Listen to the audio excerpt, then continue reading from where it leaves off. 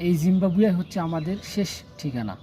আমরা যখন হারতে হারতে কিংবা জয়ের দেখা পাই না, তখন আমরা ঠিক সেই মুহূর্তে জিম্বাবুয়েকে খোঁজ লাগাই এবং জিম্বাবুয়ের সাথে ম্যাচ আয়োজন করি, যাতে আমাদের প্লেয়াররা কনফিডেন্স পায় এবং জিম্বাবুয়ের সাথে তারা ম্যাচ জিততে পারে।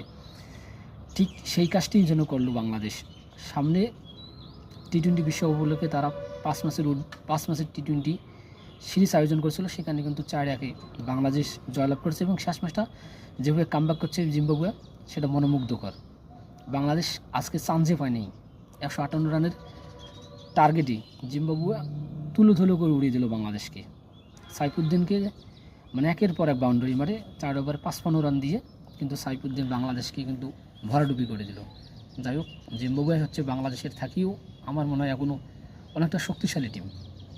জিম্বাবুয়েকে ছোটো করে দেখার কোনো কিছুই কারণ নেই, কারণ তাদেরও ভালো ভালো ব্যাটিং ছিল, এখনও আছে। সিকান্দার রাজা তো অবশ্যই